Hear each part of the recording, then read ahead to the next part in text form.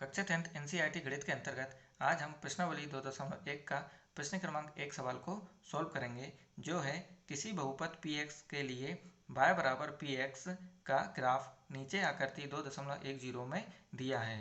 प्रत्येक स्थिति में px के शून्यकों की संख्या ज्ञात कीजिए। अब इसके अंतर्गत हमें ये 1, 2, 3, 4, 5 और ये 6 सवाल दे रखे हैं। तो आइए इन 6 सवालों को सॉल्व करते हैं और हम इनके शून्यकों की संख्या को ज्ञात करते हैं।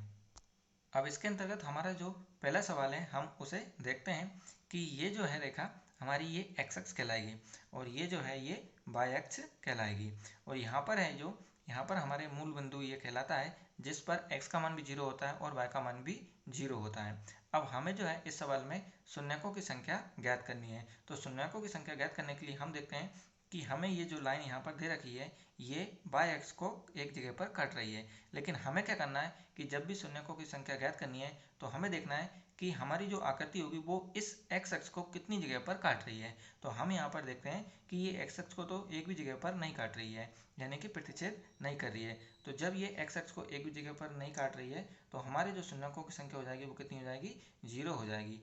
0 क्यों? क्योंकि हमने देखा कि हमारा ये x अक्ष जो है ये एक भी जगह पर ना तो कट रहा है ना ये प्रतिच्छेद हो रहा है। तो इसके कारण हमारे शून्यकों की संख्या कितनी हो गई है? ये 0 हो गई है। अब हम इसी का दूसरा सवाल देखते हैं।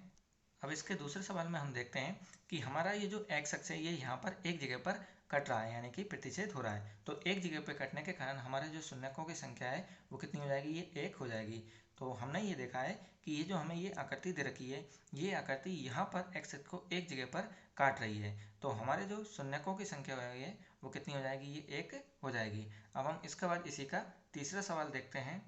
अब हम इसके तीसरे सवाल में देखते हैं कि ये जो आकृति हमें ये थोड़ी सी बड़ी हमें प्राप्त हो रही है, लेकिन हमें केवल यही देखना है कि हमारा ये जो x अक्ष है ये कितनी जगह पर कट रहा है, यानी कि प्रतिच्छेद हो रहा है। तो यहाँ पर हम देखते हैं यहाँ पर ये एक, यहाँ पर भी एक बार और यहाँ पर भी एक बार कट रहा है। चाहे ये कितनी बार इस तरह से आड़ी टेढ़ी लाइन जाए, लेकिन हमें यही देखना है कि ये हमारे x अक्ष को कितनी जगह पर काट रहा है। तो हमने देखा कि यहाँ पर ये 1, 2 और 3 जगह पर हमारे x अक्ष को काट रहा है, यानी कि हमारे ये शून्यकों की संख्या वो कितनी हो जाएगी? 3 हो जाएगी और यही जो है हमारा आंसर कहलाएगा। क्यों? क्योंकि हमारा जो x अक्ष है वो यहाँ पर 1, यहाँ पर ये 2 और यहाँ पर ये 3 बार कट रहा है। तो 3 बार कटने के कारण हमारे जो शून्यकों की संख्या वो कितनी हो जाएगी? 3 हो जाएगी। अब हम इसके बाद इसी के चौथे सवाल को देखते हैं। तो चौथे सवाल में हमें जो ये आकृति दे रखी है वो ये यू के आकार में हमें दे रखी है, लेकिन हमें केवल यही देखना है कि हमारा ये जो x अक्ष है ये कितनी बार कट रहा है। तो हमने यहाँ पर देखा कि हमारा जो ये x अक्ष है ये 2 जगह पर कट रहा है। तो 2 जगह पर कटने के कारण हमारा जो है शून्यकों की संख्या वो कितनी हो जाएगी? 2 हो जाएगी और यही जो है हमारा आंसर कहलाएगा। क्यों? क्योंकि ये जो है ये 1 और ये 2 जगह पर कट रहा है। तो 2 जगह पर कटने के कारण हमारे जो शून्यकों की संख्या वो कितनी हो जाएगी? 2 हो जाएगी।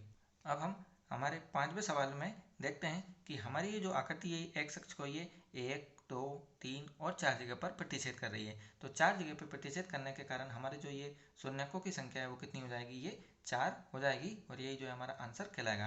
अब हम इसके आखिरी और छठे सवाल को जब हम देखते हैं तो ये जो आकृति है ये हमारे एक्स अक्ष को यहाँ पर 1, 2 और 3 जगह पर काट रही है। तो 3 जगह पर काटने के कारण हमारे जो ये शून्यकों की संख्या वो कितनी हो जाएगी? 3 हो जाएगी और यही जो है हमारा आंसर कहलाएगा।